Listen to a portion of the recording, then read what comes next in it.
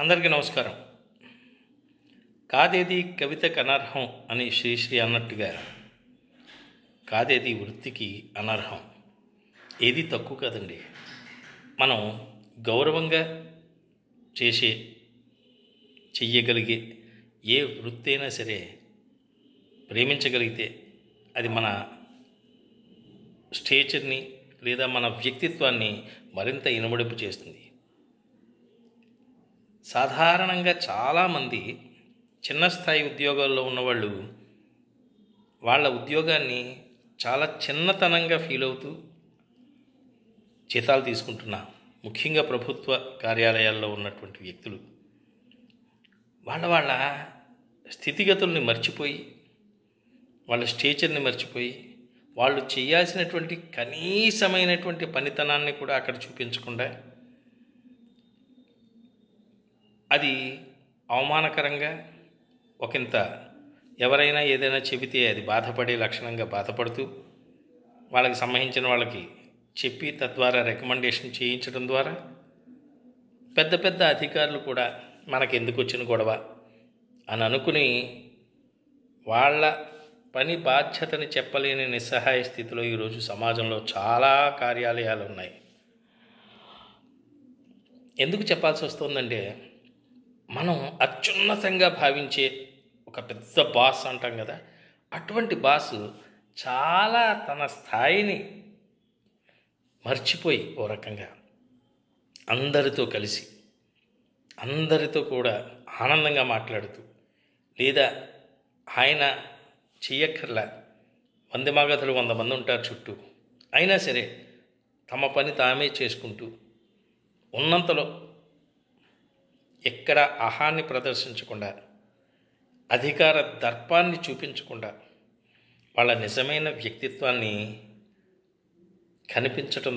కనిపించనీయటం ద్వారా మనందరికీ కూడా గొప్ప వ్యక్తులుగా, ఆదర్శప్రాయులుగా, అభిమాన పాత్రులుగా నిలుస్తూ ఉంటారు. అదే ఉద్యోగం చిన్నదా పెద్దదా కాదు, ఉద్యోగం ఉద్యోగమే, బాధ్యతే.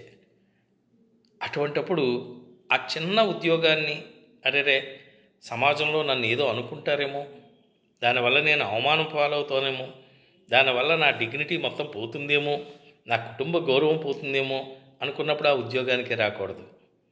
కానీ నెల వచ్చేసరికి టెన్షన్గా జీతం వస్తుంది కాబట్టి ముందు ఏ ఉద్యోగమైనా జాయిన్ అవ్వటం, అక్కడి నుంచి ఆ ఉద్యోగంలో చేయాల్సినటువంటి కనీసమైన పనులు కూడా చేయకుండా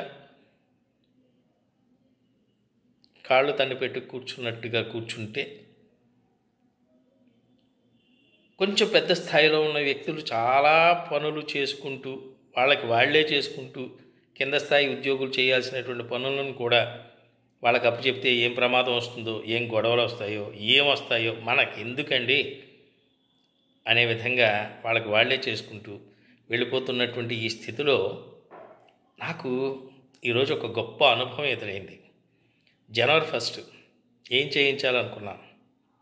సరే, చాలాసార్లు చాలామంది లేబర్ని పిలిస్తే వాళ్ళు వచ్చి బాత్రూమ్ క్లీనింగ్కి, టాయిలెట్ క్లీనింగ్ ఇంకా చెప్పాలంటే దానికి వచ్చి రావడంతో అబ్బే ఇది అవ్వదండి, అలా కాదే ఎలాగోలా చెయ్యాలి అంటే మామూలుగా ఏదో 500-1000 రూపాయలకు అవ్వదండి, 4-5 వేలు అవుతుందండి అని చెప్పేటువంటి సందర్భాలు చాలా చూసాం. కానీ ఈరోజు కార్పొరేట్ స్థాయిలో పెద్ద పెద్ద ఆఫీసులు పెట్టి చిన్న చిన్న పనులను వాళ్ళు టేకప్ చేసి వాళ్ళ సంస్థల ద్వారా ఒక యాప్లో మనం కనుక కనెక్ట్ అయ్యి వాళ్ళకి మన నెంబర్ ఇచ్చి మా రిక్వైర్మెంట్ ఇది అని చెబితే వెంటనే స్పందించి వాళ్ళు మనుషుల్ని పంపుతున్నారు.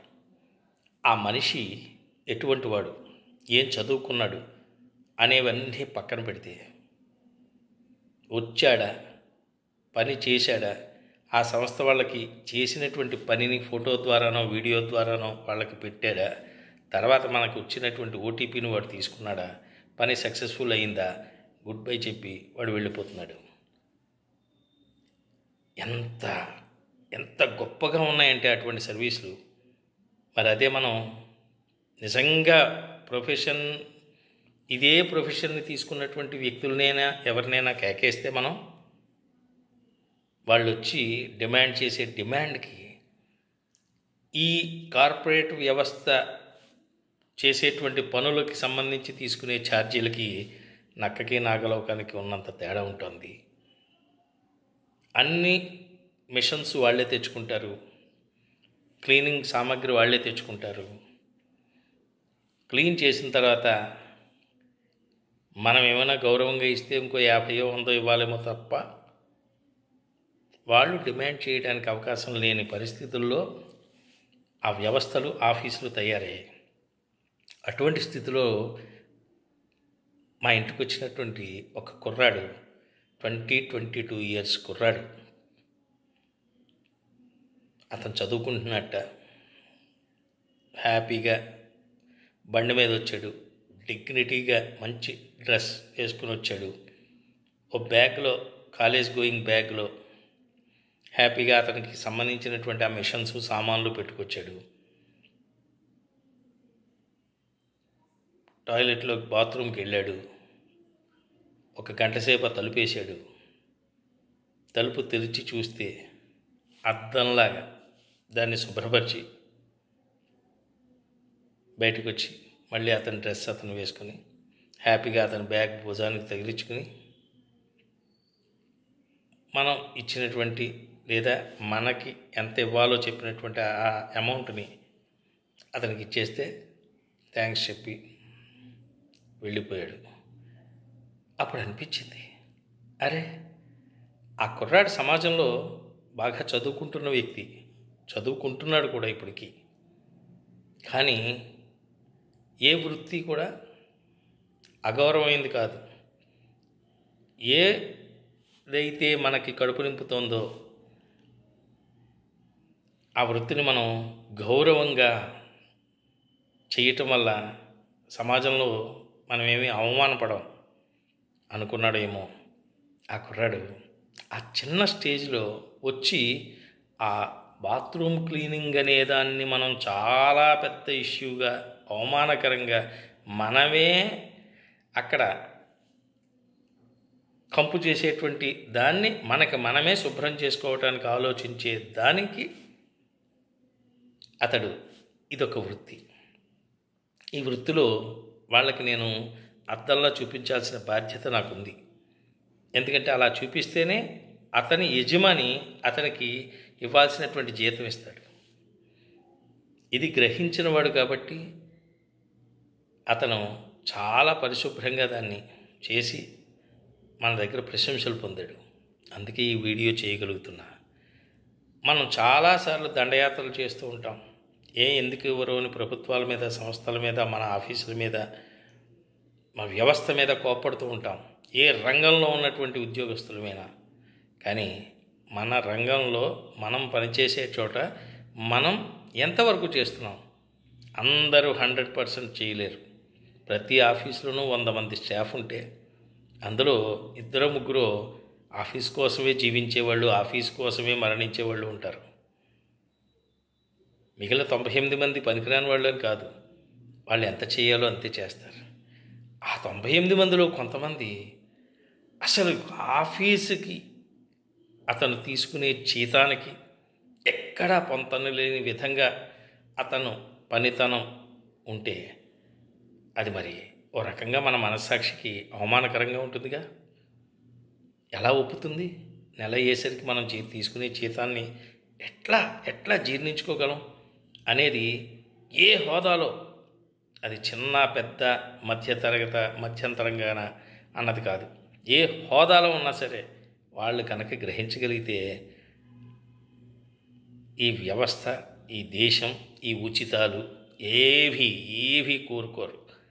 శ్రమయేవ జయితే అన్నారు. శ్రమని నమ్ముకుంటే ఫలితం కంపల్సరీ ఉంటుంది. కానీ మనకి మనల్ని ఏం చేస్తారులే అనే ఒక నిర్లిప్త భావన, మనకేదో కడుపు నిండిపోతుంది కదా చేసినా చేయకపోనే అనే ఒక ధైర్యం, ఇవన్నీ ఎప్పుడైతే మనిషిలో ఆవహించాయో అతని యొక్క చెయ్యాల్సినటువంటి విద్యుక్త ధర్మం మరుగున పడిపోతుంది. బద్ధకం, దొంగెత్తులు, అవతల వాళ్ళని చూచి చెడుని నేర్చుకునే విధానాలు ఇవన్నీ కూడా అలవాటవుతాయి. అవి లేకుండా మన పని దైవం లాంటిది. ఏ పనైనా గొప్పదే. పెద్ద పెద్ద హోదాల్లో ఉన్న వాళ్ళే వాళ్ళ కుర్చీని వాళ్ళు తెచ్చుకుంటూ ఉంటారు. వాళ్ళ అవసరాలను, వాళ్ళ మంచినీళ్ళ బాటిల్ వాళ్ళే తెచ్చుకుంటూ ఉంటారు. ఎవరిని పిలిచి పెద్దగా హింసించేటువంటి అంశాలు ఉండవు. కానీ ఆ పనులు ఏవైతే చెయ్యాలో, ఆ క్లీనింగ్ కానీ, ఆ కంప్యూటర్లను తుడవటాలు కానీ, అంటే చిన్న చిన్న పనులే. అందుకనే ఆ ఉద్యోగం ఇచ్చి ఆ జీతాన్ని ఇస్తున్నటువంటి అటువంటి పనులు కనీసం చెయ్యకపోతే వాళ్ళని మనమేం అనలేం. కానీ వాళ్ళకి వాళ్ళుగా వాళ్ళ మనస్సాక్షిని ప్రశ్నించుకుంటే తెలుస్తుంది. ఇది ఎవరినో వ్యక్తిగతంగా మనం ఉద్దేశించి చెప్పేది కాదు.